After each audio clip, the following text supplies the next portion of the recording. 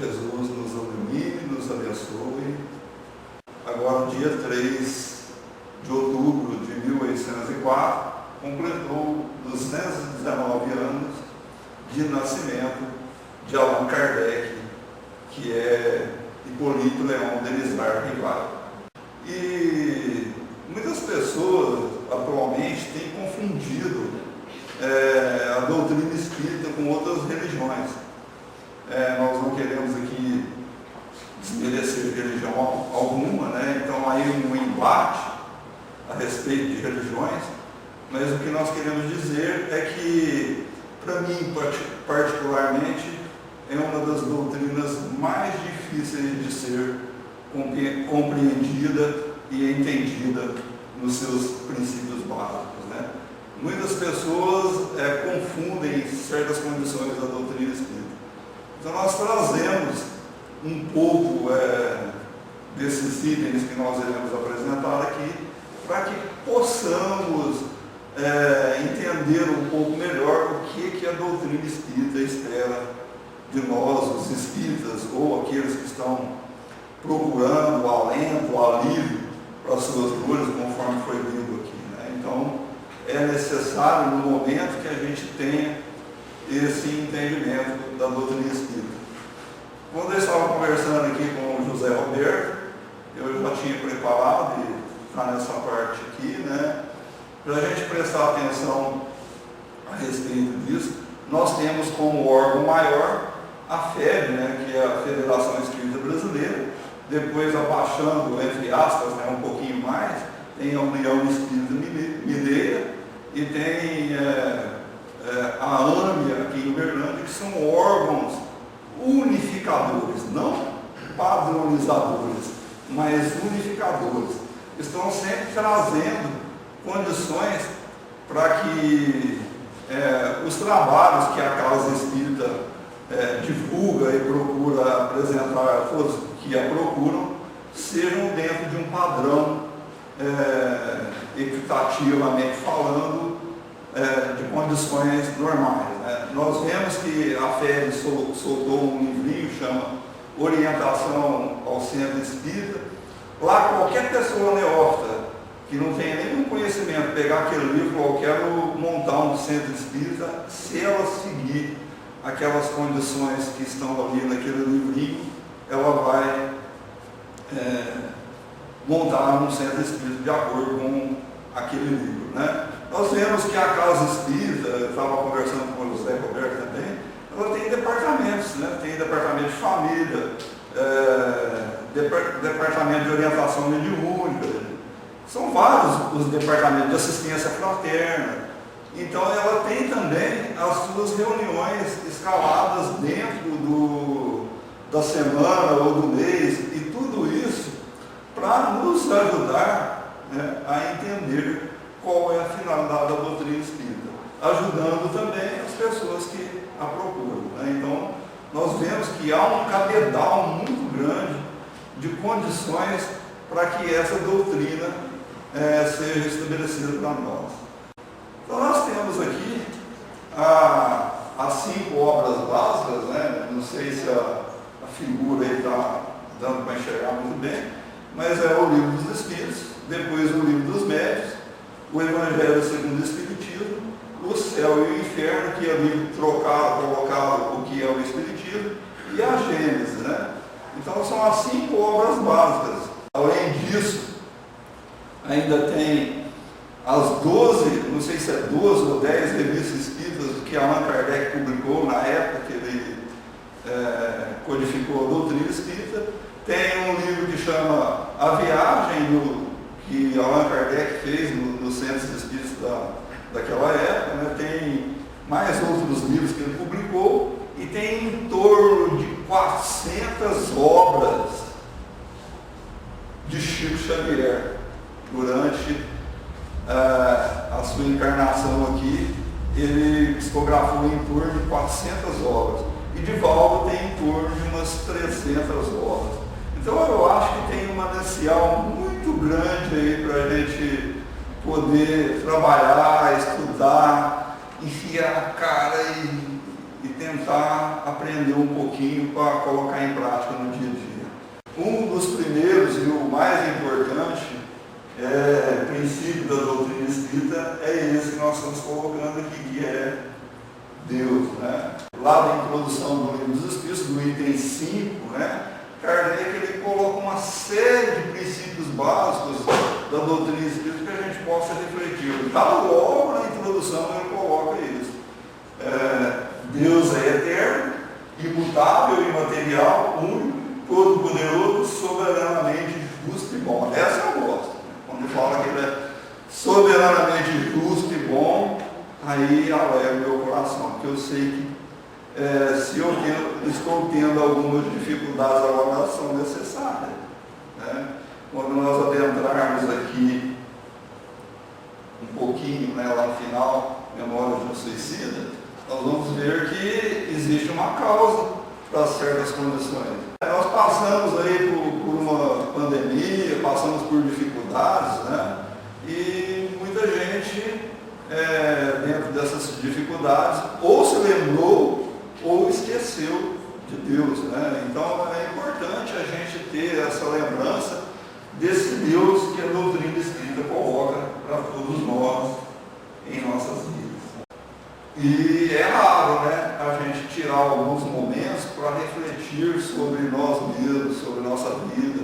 E às vezes a gente vem no centro espírita na esperança que, adentrando aqui a casa espírita, todos os nossos males vão por água abaixo.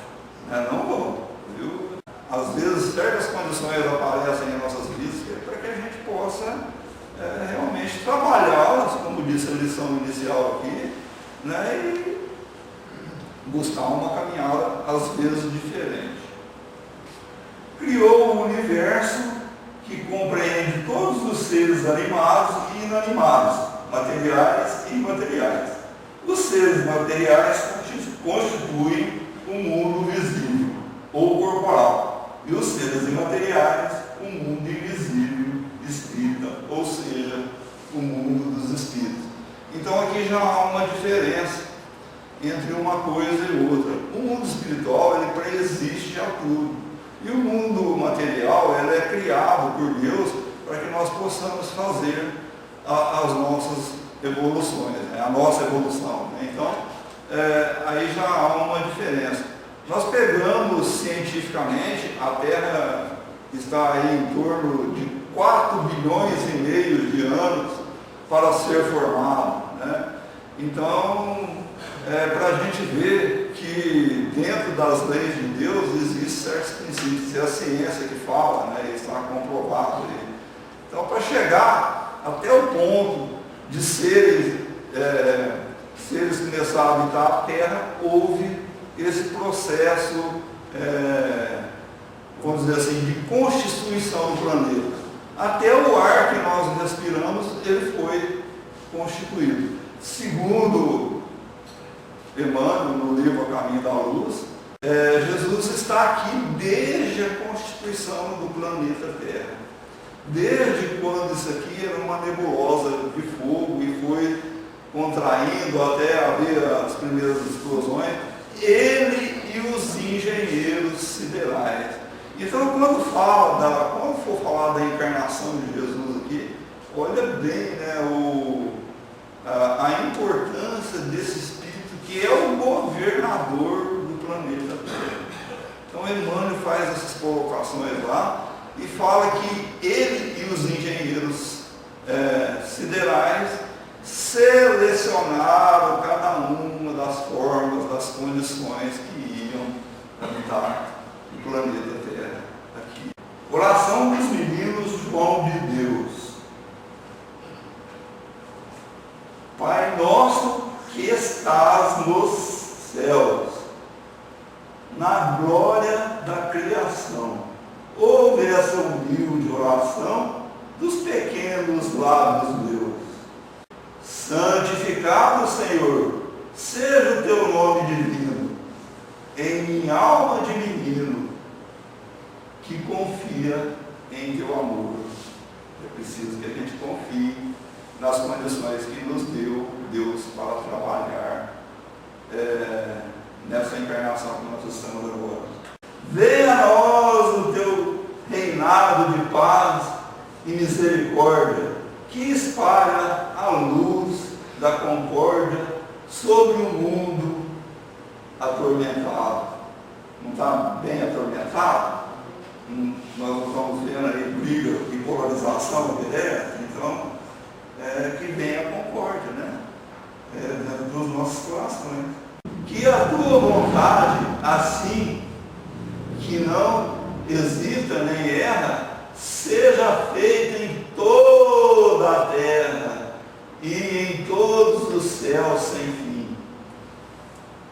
Dá-nos hoje do celeiro de tua eterna alegria o pão nosso que sacia a fome do mundo inteiro. Perdoa, Pai, nesta vida de erros que praticamos, assim como perdoamos toda ofensa recebida. Não deixeis que a tentação nos vença a carne mortal, e nem permitas que o mal nos domine o coração. Em tua luz que me beija e em teu reino ilimitado, que seja glorificado agora e sempre, assim seja.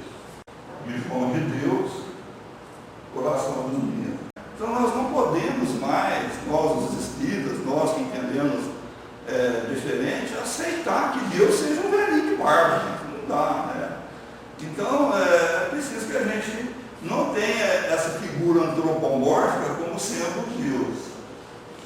Então vamos aí para a primeira questão. Que é Deus, né? E os Espíritos respondem que a inteligência suprema é a causa primária de todas as coisas. Então nós vemos que isso vai nos ajudando a entender a doutrina espírita. E se deve entender por infinito o que não tem começo nem fim, o desconhecido. Tudo que é desconhecido é infinito. Aí a pergunta 2, a pergunta 3, né? Poder-se-ia dizer que Deus é infinito? Então quer dizer, Deus é infinito? Aí os Espíritos respondem que não, né? Que é pobreza da nossa linguagem. E Kardec faz uma citação aqui, né? Falando sobre essa questão do infinito, que seria pegar os atributos de Deus e colocar nessa condição. Quando a gente fala de espírito, fala de doutrina espírita, a gente tem que colocar esse princípio básico aqui, porque ele é muito importante. A imortalidade da alma. Se a gente não coloca a imortalidade da alma como sendo um princípio, a gente fica um pouco capenga. O que a doutrina espírita quer dizer com imortalidade da alma? Que o corpo morre, mas o espírito jamais. Ele teve um ponto de partida simples e ignorante, mas a sua evolução, conforme nós veremos, né, depende dessa imortalidade da alma que nós temos aqui. Há no homem 3 coisas. Primeiro, o corpo, ou ser material, análogo ao dos animais e animado pelo mesmo princípio vital. Segundo, a alma, ou ser imaterial, espírito encarnado no corpo. 3. O laço que prende a alma ao corpo, princípio intermediário entre a matéria e o espírito. E só aqui já dá para a gente ter uma ideia que a doutrina espírita é contra o aborto, porque no momento da fecundação, da união do espermatozoide com o óvulo, há a união do espírito. E por que a doutrina espírita é contra? Porque nesse momento, se há um aborto, seja ele qual for a partir desse momento, você está tirando a oportunidade daquele espírito fazer a sua evolução. Que é prova maior do que da existência de Deus, do que um corpo? Esse tempo atrás eu comecei a fazer musculação, e eu tenho 2 filhos que trabalham com educação física, mas dizem que santo de casa não faz milagre, então a gente tem que procurar. Eu procurando alguma coisa sobre fisiologia do exercício, né, na internet, você acha lá, você vê as enzimas, né, que trabalham, que fazem isso, que fazem aquilo outro. Será que isso foi feito assim, né? E a gente voltando lá no livro que eu falei sobre de Emmanuel, né? Lá ele coloca que no começo os primeiros seres que habitavam aqui eram bem, não falou que eram da mesma linhagem, eram bem parecidos com os macacos, né? Então foi uma linhagem que Deus colocou, e depois esses seres foram evoluindo, chegou uma época que espíritos de outras constelações tiveram que vir aqui para ajudar na evolução desses espíritos que não conseguiriam fazer a evolução por si só e chegar aonde a gente está. E hoje, quando você pega estudo de DNA, dessas coisas, você vê que nós trazemos dentro do nosso DNA essas condições que Emmanuel está colocando para nós. Só a gente prestar atenção num alemão que é totalmente branquinho, né? No pessoal lá da Índia, as características dele, do Japão, do olhinho puxado, né? Então a gente vai prestar atenção que são raças espíritas que foram introduzidas aqui por Deus, dentro da sua providência divina, para ajudar na melhoria da raça, né? Da nossa condição aqui.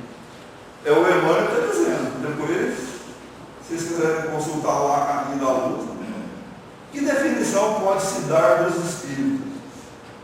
Posso dizer que os espíritos são os seres de inteligência da criação que povoam o universo fora do mundo material. Os espíritos são bons ou maus por natureza, ou são eles mesmos que se melhoram? É claro, né? Somos nós mesmos que nos melhoramos. Somos nós mesmos que vamos trabalhando as nossas condições. Vamos ver a resposta. São os próprios espíritos que se melhoram, e melhorando se passam de uma ordem inferior para uma ordem mais elevada. Dentro da obra subsidiária, a gente vai encontrar que é as obras de Chico Xavier, uma obra que fala sobre libertação, o livro Libertação.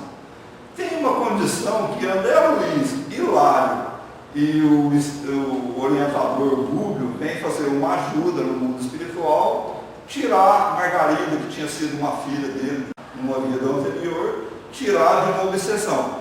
Aí eles tiveram que adensar o perispírito, se tornar visível naquele mundo espiritual que estava lá no mundo espiritual, viu, gente?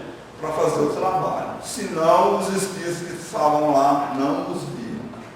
Ao mesmo tempo, nós vamos pegar a obra Obreiros da Vida Eterna, em que há, eu não me lembro qual o capítulo, tipo uma materialização de um espírito lá que veio de uma região muito mais elevada. Olha bem, eles estavam lá numa região espiritual, e esse espírito materializou lá para trazer alguns ensinamentos para o pessoal lá. Então ele teve que materializar. Então, olha a distância. Alguém lembra o nome desse espírito? Asclepios. O nome é meio complicado, né? E esse Asclepios, ele tirava um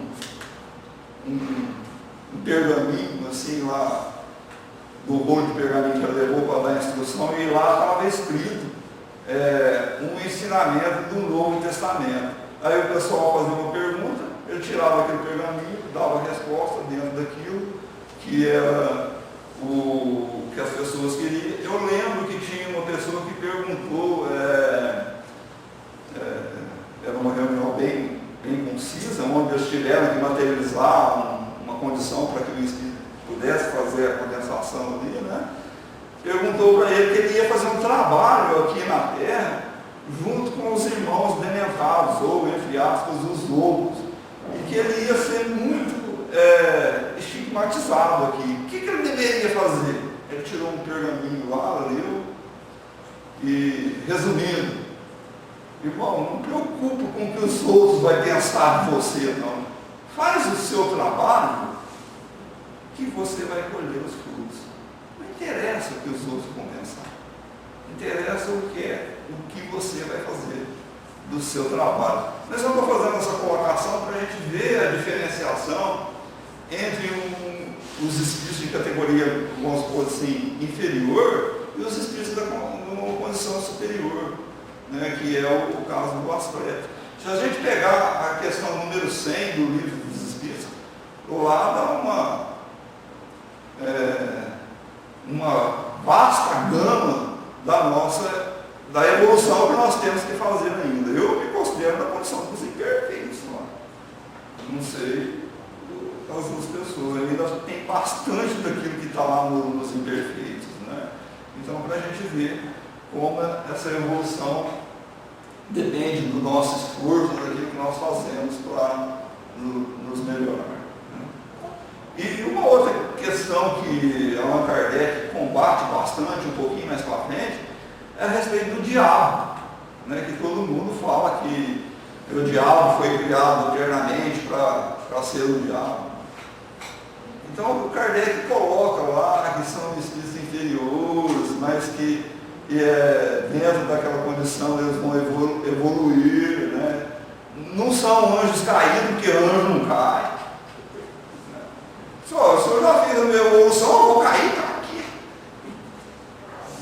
Então não são anjos caídos, são espíritos de uma ordem inferior, mas não são destinados a ficarem perpetuamente naquela condição. E nem eles têm tanto poder assim quanto Deus. Senão seria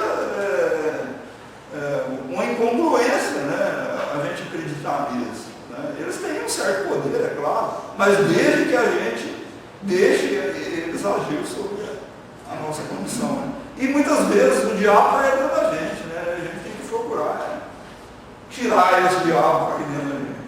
A questão 607 fala do princípio inteligente. Aí o Kardec faz a pergunta falando que na questão 190, os espíritos disseram que o estado da alma do homem, na sua origem, corresponde ao estado da infância na vida corporal, que sua inteligência apenas desabrocha e se ensaia para a vida. Onde passa o espírito essa primeira fase do seu desenvolvimento? Uma série de existências que precedem o período a que chamais humanidade. Então, antes da gente começar a habitar o corpo de carne, a ter uma certa razão, uma certa inteligência, nós passamos por isso que os espíritos estão falando aqui, uma série de existências, né? Parece que assim se pode considerar. Ele fez uma sub-pergunta dentro da pergunta. A alma, como tendo sido, aqui a alma num outro sentido, né? O princípio inteligente dos seres inferiores da criação? Não. Já dissemos que tudo na natureza se encadeia e tende para a unidade. Nesses seres cuja totalidade está longe de conhecer, é que o princípio inteligente se elabora, se individualiza pouco a pouco e se ensaia para a vida, conforme acabamos de dizer. É, de certo modo, um trabalho preparatório como o da germinação, por efeito do qual o princípio inteligente sofre uma transformação e se torna espírito. Entra então no período da humanidade, começando a ter consciência do seu futuro, capacidade de distinguir o bem do mal e a responsabilidade dos seus atos. Então, quando a gente começa nas encarnações de humano, nós começamos a ter essa inteligência mais primária, mas começamos a ter uma certa razão também. Então, a reencarnação são várias encarnações, né, que nós temos em nossa vida. Nós pegamos no livro Missionários da Luz, lá na preparação de uma reencarnação, um departamento específico sobre reencarnação lá no nosso lar, né? E o André Luiz vai fazer uma visita nesse departamento, onde ali tinham pessoas que desenhavam mapas de reencarnatório, diz que iam reencarnar, e tinha uma pessoa lá chamada Anacleta, que ia fazer uma encarnação complicada. E eu não me lembro o nome do espírito que estava acompanhando, o André Luiz, mas ele fala que a maioria das nossas reencarnações aqui não são de completistas. O que é completista? Quando o espírito vem para cá e, vamos supor, ele coloca lá uma base para ele fazer, e ele faz lá uns 60%, 70%, que a maioria, quando muito, faz 30%. Né? Então, para a gente ver como a gente tem que se esforçar mais para saber dessas nossas condições de reencarnatória. Mas a Anacleta, ela ia nascer com uma certa dificuldade, e junto com ela eu ouvi 4 espíritos que ela tinha, por seu desleixo de mãe numa outra vida, deixado que ele se revelasse. 3 iam vir com problemas físicos, e uma que ia vir para ajudar, ia vir com um certo problema mental. Aí o André Luiz falou: meus parabéns, você, parabéns não, André. Quem, vamos dizer assim, estraga a lei divina, tem que vir para consertar. Né? Não é mais que um dever meu. E ela ia ficar viúva logo ali quando os meninos tivessem 10, 12 anos. Vocês imaginam a reencarnação da Anacleta. Estava lá programada, né, para ela fazer esse estágio aqui na Terra. Então, voltando para cá. Então, a reencarnação são processos, vamos dizer, muitas vezes nós pegamos, vamos dizer, o caso aqui do Camilo Cândido Castelo, da Castelo Branco. Numa encarnação anterior, ele tinha vindo, antes de ele se suicidar, pobre, nasceu numa família pobre. E ele queria de todas as maneiras sair daquela condição. Foi aonde aconteceu a desdita dele. Muitas vezes, eu não estou falando com isso, gente, a gente não tem que ter lugar para ter os bens materiais. Tem sim, não é proibido não, certo? Mas desde que seja honestamente, desde que seja conseguido com o suor do seu trabalho. E desde que você propicie às outras pessoas que estão junto com você, né, vamos dizer assim, gozar de tudo que você possui. Você seja caritativo, honesto, trate bem os seus funcionários. Mesma coisa, o funcionário está no capítulo 17, né, quando sede perfeito do Evangelho. Quando ele é funcionário, ele tem que certas obrigações no trabalho dele. Então ele tem que cumprir com essas obrigações. Assim, a fase de infância se segue a da adolescência, vindo depois da juventude e a da natureza. Nessa origem, coisa alguma há de humilhante para o homem. Sentir-se-ão humilhados os grandes gênios por terem sido fetos informes nas entranhas que os geraram? Se alguma coisa há que seja humilhante, é a sua inferioridade perante Deus e sua impotência para lhe sondar as profundezas dos desígnios para apreciar a sabedoria das leis que regem. Filtros de transformismo. O princípio inteligente, isso aqui já é no livro Evolução, psicografado por Chico Xavier, né? Evolução em 2 mundos, né? Nós evoluímos tanto aqui quanto no mundo espiritual. É isso que é a mensagem primordial do livro. O princípio inteligente é experimentado de modo múltiplo no laboratório da natureza, constituindo-se pouco a pouco a organização físico-espiritual e traçando-se entre a terra e o céu a destinação finaliza. Então nós vemos aqui que o princípio inteligente tanto evolui lá como aqui.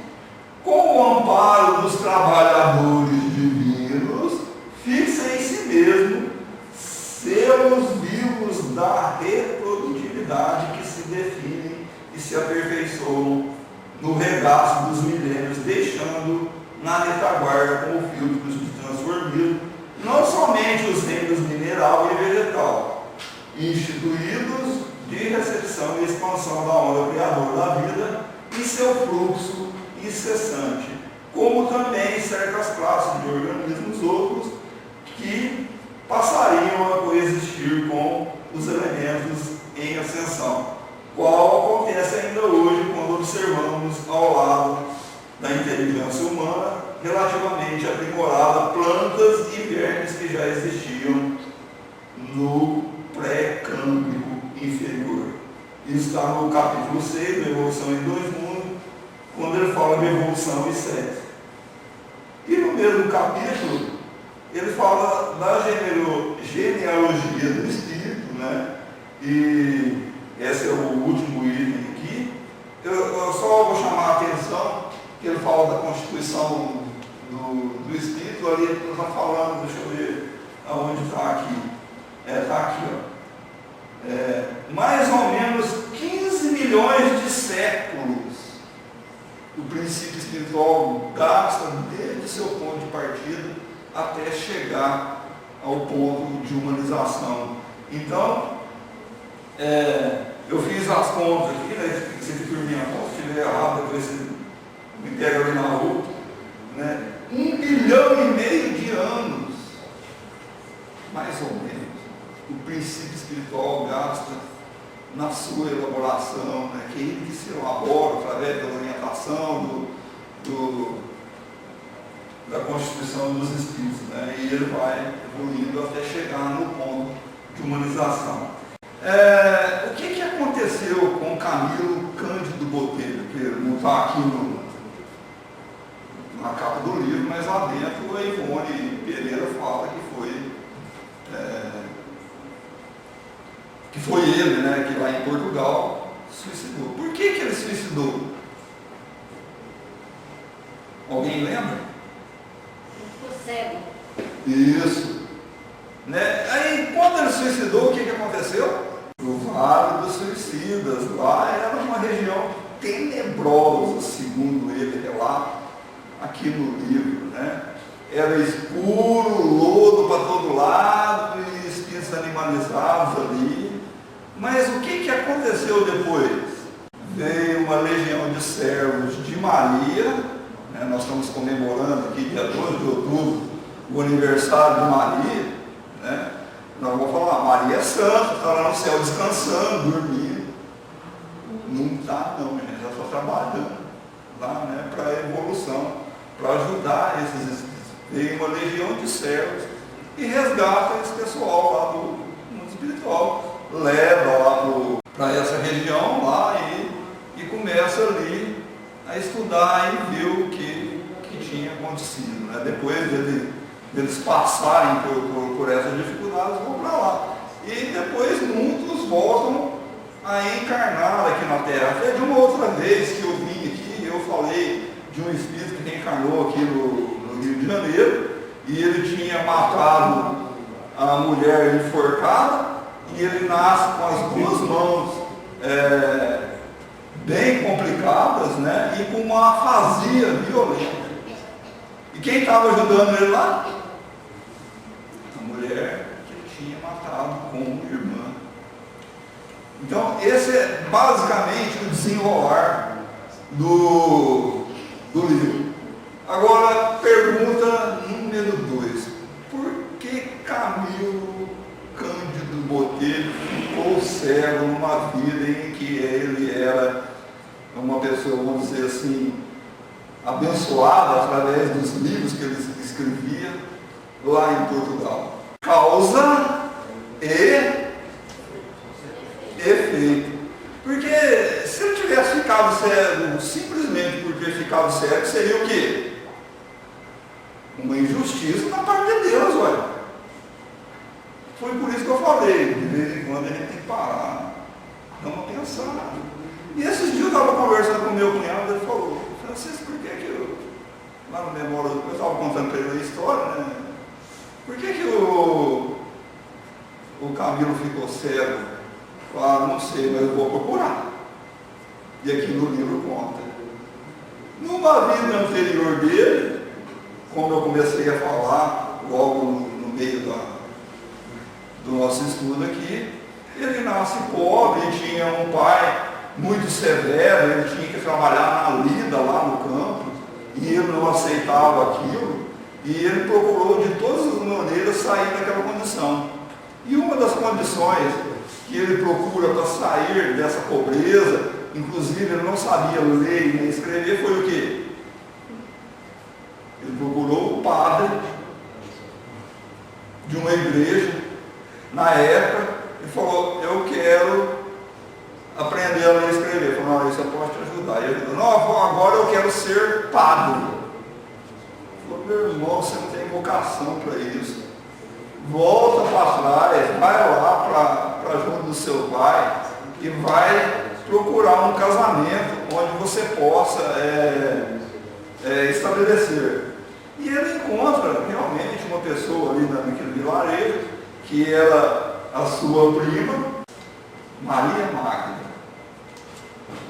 E ele se enamora dela, e ela dele, eles têm um certo relacionamento. Mas o que aconteceu? Maria Magda se apaixona de um outro varão, Jacinto Ornelas, e vai embora com Jacinto Ornelas. E o que ele faz? Ele fica doidinho, ele não aceita aquela situação. Aí ele volta para a condição do padre lá e consegue, através dos estudos, do seu esforço, se tornar um padre naquela época, no século XVII. E a gente sabe que no século XVII é o século da Inquisição.